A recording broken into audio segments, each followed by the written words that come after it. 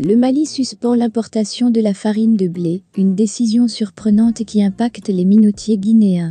Pour plus d'informations sur ce sujet, retrouvez-nous après le générique. Mais avant de commencer, n'oubliez pas de vous abonner et d'activer la cloche de notification pour ne pas manquer nos prochaines vidéos. Bon visionnage.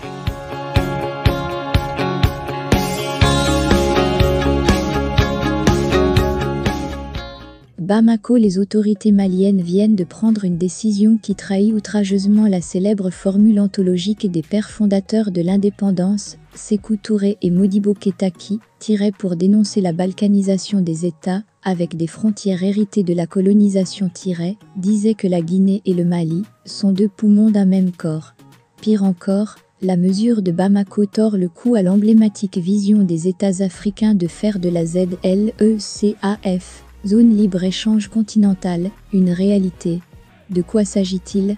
Tenez-vous bien, le 11 août 2023, le gouvernement malien, à travers le ministre de l'économie et des finances Alioune Sanou et le ministre du commerce et l'industrie, Moussa Alassane Diallo, a pris une décision de suspendre l'importation de la farine de blé et des pâtes alimentaires, jusqu'à nouvel ordre, arrêt sur la suspension de l'importation de la farine de blé et pâtes alimentaires. L'arrêté conjoint des deux ministres, consulté par africaguinea.com, précise qu'il s'agit de la farine de blé et des pâtes alimentaires des positions tarifaires ci-après. Farine de froment, blé ou de métail, 11 01 00 00 00. En son article 2, la décision ministérielle charge le directeur général du commerce, de la consommation et de la concurrence et le directeur général des douanes, de l'application du présent arrêté, qui sera publié partout où besoin sera. Cette mesure unilatérale et restrictive de Bamako n'est pas sans conséquence sur les activités des producteurs guinéens de farine.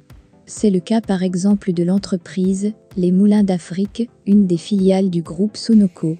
Avec une capacité d'écrasement de plus de 900 tonnes de blé par jour, cette filiale de la holding fondée par l'homme d'affaires Mamadou Saliou Diallo s'impose de nos jours comme un des plus grands complexes de minoterie en Afrique de l'Ouest.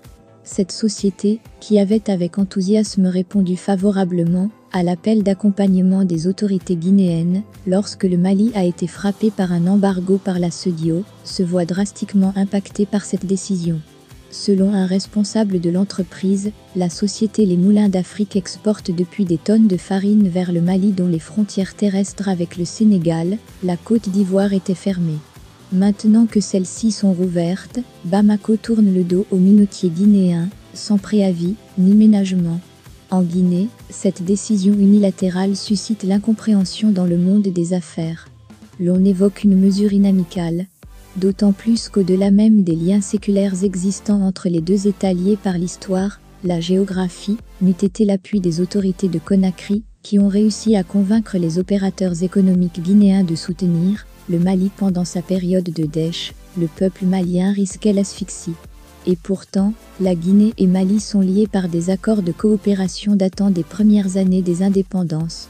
En 1964, les gouvernements maliens et guinéens, mus par une volonté inébranlable de renforcer les relations coopération entre les deux pays, avaient paraphé une convention, consultable ici convention d'établissement et de circulation des personnes entre la République du Mali et la Guinée.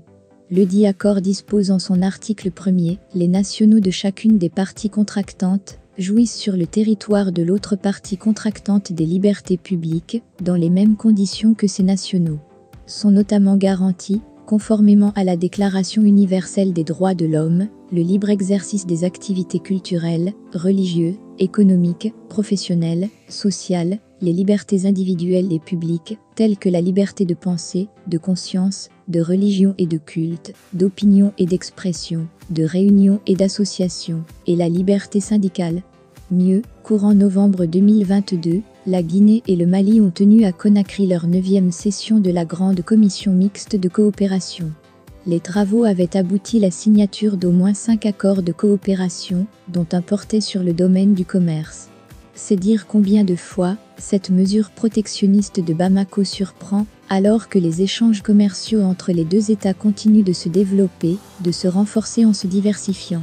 Pour maints observateurs, le gouvernement de transition devrait s'impliquer auprès des autorités maliennes pour trouver une solution rapide, débouchant sur la levée de cette mesure contre